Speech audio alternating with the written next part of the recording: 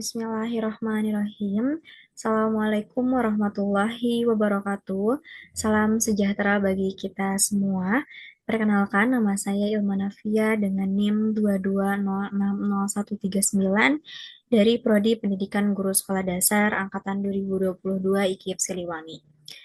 Adapun video ini untuk memaparkan atau mempresentasikan hasil dari penelitian yang sudah saya lakukan. Adapun judul penelitian yang saya lakukan yaitu media interaktif ular tangga berbantuan Genially menggunakan model problem-based learning untuk meningkatkan kemampuan berpikir kritis siswa sekolah dasar, sebuah studi pengembangan. Serta penelitian ini juga didampingi dan disetujui oleh dospem saya, yaitu dengan dospem atau dosen pembimbing satu saya dengan Ibu Dr. Mastahuta Julu MPD, dan dosen pembimbing dua saya yaitu Ibu Hana Sakura Putu Arga MPD. Langsung saja pada slide berikutnya, yaitu ada latar belakang. Pada latar belakang penelitian ini, saya buat menjadi 4 poin untuk mempersingkat. Yang pertama ada kemampuan berpikir kritis. Kemampuan berpikir kritis ini sangat krusial sekali pada abad 21, yaitu untuk mengidentifikasi suatu informasi, menganalisis masalah, merumuskan solusi, hingga mengambil kesimpulan.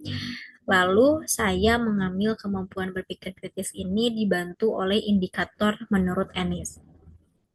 Lalu berdasarkan studi pendahuluan yang sudah saya lakukan dalam proses observasi dan juga wawancara kepada guru kelas 4 di salah satu SD Kecamatan Jatinangor dan juga SD di Kabupaten Sumedang, yaitu mendapat suatu permasalahan, yaitu mengalami hambatan dalam kemandirian belajar akibat belum optimalnya keterampilan berpikir kritis.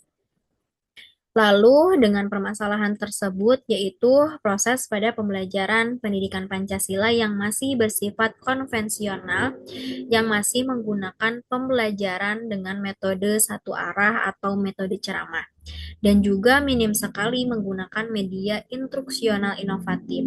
Sehingga siswa kelas 4 tersebut itu masih ada beberapa yang masih cenderung kurang pasif, cenderung kurang fokus pada pembelajaran, dan masih bergantung pada temannya dalam memecahkan suatu permasalahan dalam pembelajaran.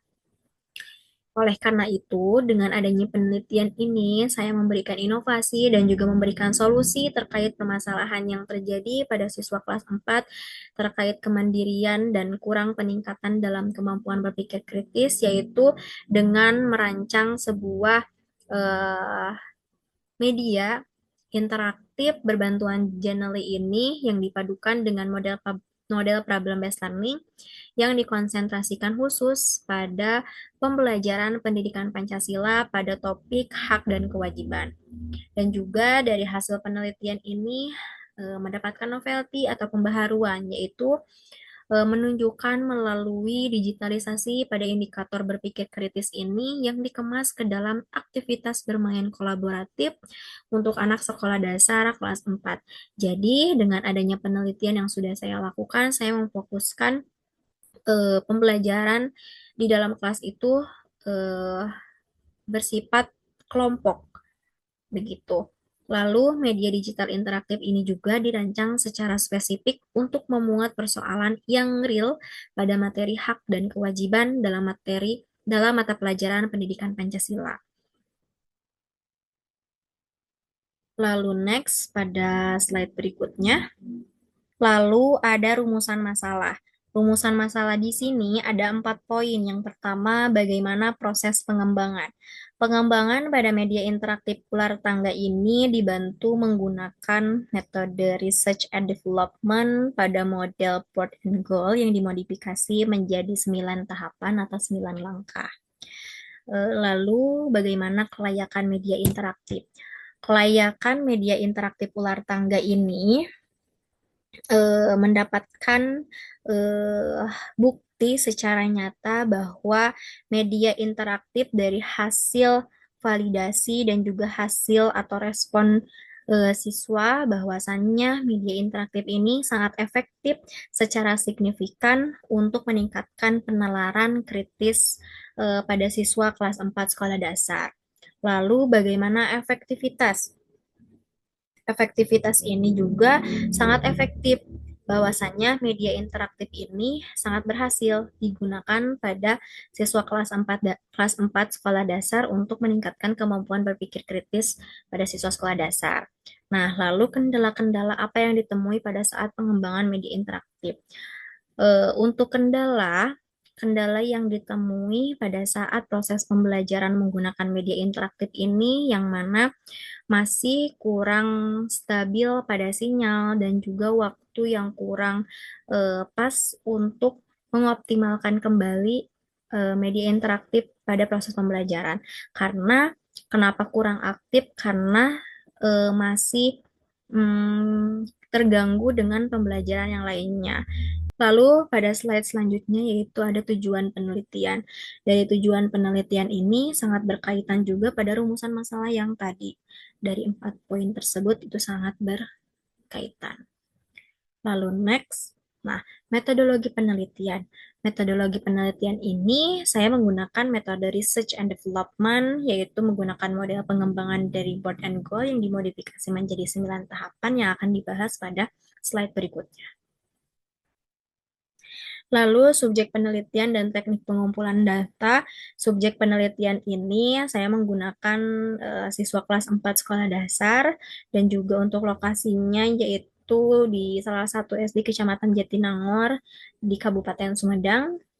Lalu untuk pengumpulan datanya yaitu observasi lapangan, wawancara, penyebaran angket, dan tes hasil belajar. Lalu, nah, ini adalah research and development yang menggunakan model Board and Goal yang ada 9 tahapan. Yang pertama ada research and information collecting. Hasil analisis ini menunjukkan bahwa skema pembelajaran pada pendidikan Pancasila ini yang masih terfokus pada metode ceramah satu arah yang berimplikasi pada lemahnya kemandirian dan kemampuan berpikir kritis pada siswa kelas 4. Nah, lalu ada tahapan kedua yaitu planning. Hal ini menyusun draft awal suatu rancangan media untuk membantu pada permasalahan yang terjadi setelah melakukan studi pendahuluan, yaitu dengan merancang media ular tangga ini dengan bantuan fitur-fitur yang ada pada website Gently. Lalu yang ketiga ada develop preliminary form of product. Nah, dari media yang dirancang ini dikaitkan dengan tujuan pembelajaran dan juga kompetensi dasar pada pembelajaran pendidikan Pancasila pada topik hak dan kewajiban serta mengaitkan juga dengan indikator berpikir kritis menurut Ernest. Lalu yang keempat ada preliminary field testing. Setelah melakukan perancangan, lalu saya melakukan validasi kepada para ahli media, materi, serta praktisi yaitu guru sekolah dasar. Lalu yang kelima, main product revision. Hal ini melakukan revisi sesuai dengan masukan dan kritik dari para ahli media, para ahli materi, dan juga praktisi. Lalu pada tahapan keenam, yaitu ada mindful testing. Mindful testing ini yaitu melakukan uji coba dengan skala terbatas, yaitu media interaktif ular tangga ini dilakukan atau digunakan secara skala terbatas, yaitu dengan jumlah 10 siswa. Lalu yang ketujuh ada operational product revision. Dari hasil yang sudah dilakukan pada skala terbatas dengan jumlah 10 siswa, yaitu lalu dilakukanlah revisi kembali, yaitu karena terdapatnya kritik dan masukan dari para siswa. Siswa memberikan masukan dan memberikan kritik bahwasannya pada media tersebut masih kurang kendala waktu dan hambatan teknis yang sangat susah pada sinyalnya karena keefektivitasan sinyalnya juga kurang memadai. Lalu dari situ saya mengoptimalkan bahwa sinyalnya yang lebih diperkuat kembali. Lalu pada tahapan ke-8 yaitu ada operational field testing. Dari hasil revisi yang sudah saya benahi, yang sudah saya revisi, lalu diuji cobakan kembali dengan skala luas dengan jumlah 30 siswa. Nah, lalu yang terakhir ada tahapan final product revision. Dari hasil yang sudah saya revisi, yang sudah saya perbaiki, lalu menghasilkan produk final atau produk terakhir berupa media ular tangga interaktif yang telah disempurnakan secara komprehensif atau secara optimal, secara sempurna untuk kembali diberikan kepada peserta didik secara optimal, secara sempurna untuk diberikan dan diimplementasikan secara penuh. Lalu ada hasil penelitian yaitu kelayakan media, kelayakan materi, dan juga praktisi. Dari hasil validasi yang bisa dilihat, yaitu validasi ahli media memberikan hasil persentase yaitu 93,52%, lalu validasi ahli materi 89,58%, lalu validasi praktisi 82,4% dengan kategori ketiganya yaitu sangat layak. Artinya, media interaktif ular tangga ini dapat layak digunakan untuk meningkatkan kemampuan berpikir kritis pada siswa skala dasar untuk membantu meningkatkan permasalahan yang terjadi pada siswa kelas 4. Nah, lanjut pada slide berikutnya. Yaitu hasil penelitian efektivitas media. Efektivitas media ini yang pertama tadi sudah dijelaskan bahwasannya media digunakan atau media dikembangkan dengan skala terbatas dengan jumlah siswa 10 dan skala luas 30. Hasil dari persentase dengan skala terbatas ini mendapatkan persentase 83% dan hasil dari skala luas ini 79% dengan kategori baik. Jadi, hasil dari uji coba terbatas dan uji coba luas ini yaitu dari kesimpulan data 2 tersebut yaitu eh, menunjukkan bahwa produk atau instrumen yang sudah dikembangkan secara konsisten mendapatkan respon yang positif dan dinilai layak atau baik untuk digunakan dalam penelitian skala penuh. Next, pada slide berikutnya, yaitu pada hasil penelitian statistik deskriptif.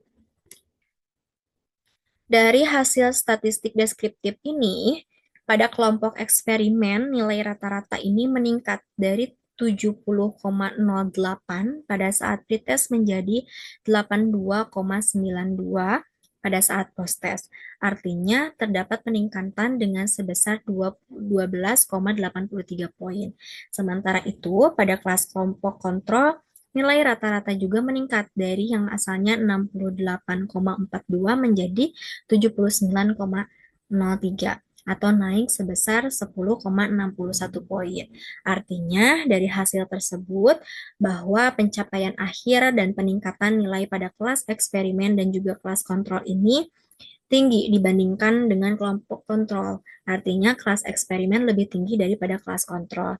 Selain itu, jika kita melihat dari nilai standar deviasinya, kedua kelompok ini sama-sama mengalami penurunan. Sama-sama mengalami penurunan di akhir pembelajaran.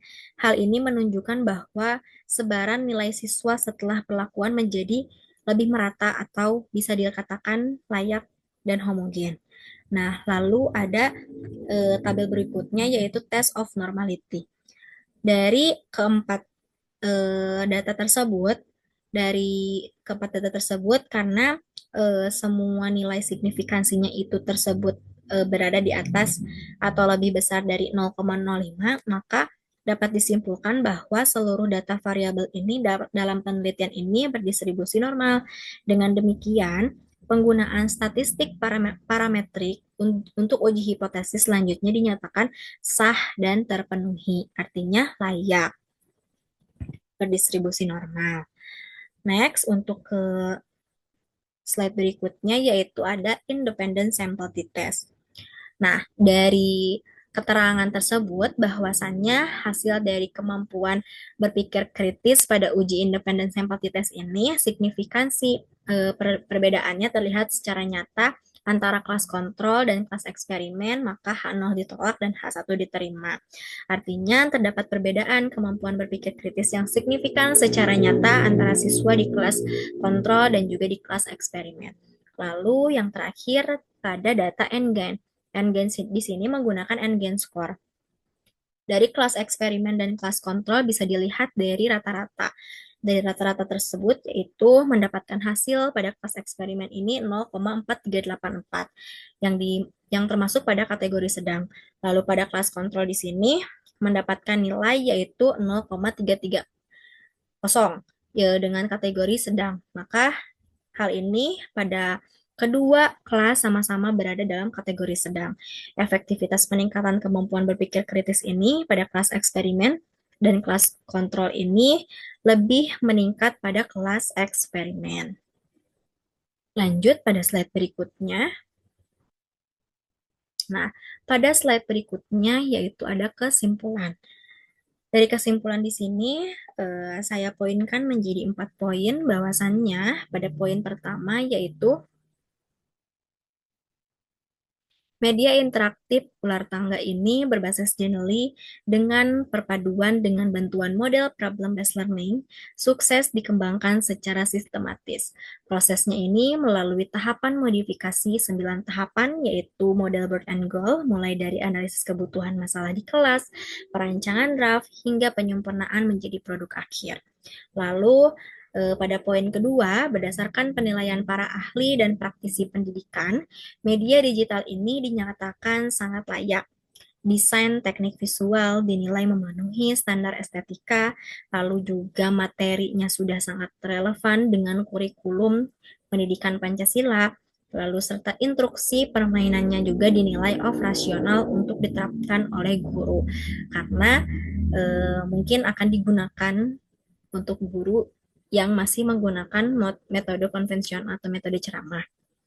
Lalu pada poin ketiga ini, media ini juga terbukti efektif dari hasil data yang sudah diuji cobakan, terbukti efektif untuk meningkatkan kemampuan berpikir kritis siswa. Penggunaannya ini juga memicu respon yang sangat positif dan meningkatkan antusiasme belajar siswa. Secara statistik, kelas yang lebih menggunakan media ini mengalami peningkatan kemampuan penalaran kritis yang jauh lebih unggul dan berbeda secara nyata dibandingkan dengan kelas kontrol yang menggunakan metode konvensional. Lalu yang terakhir, tantangan utamanya atau kendala yang dihadapi pada saat di lapangan yaitu keterbatasan waktu, lalu juga durasi yang lebih untuk memahami aturan bermain, namun serta adanya kurang optimalnya pada jaringan internet di sekolah yang kurang stabil. Lalu dengan adanya kendala tersebut berhasil untuk diatasi dengan baik melalui persiapan teknis yang sangat matang kembali serta pendampingan terfokus pada setiap kelompok. Mungkin itu saja yang bisa saya sampaikan dari hasil penelitian yang sudah saya lakukan. Mohon maaf jika ada kesalahan, baik itu dalam perkataan. Terima kasih. Cukup sekian dari saya. Wassalamualaikum warahmatullahi wabarakatuh.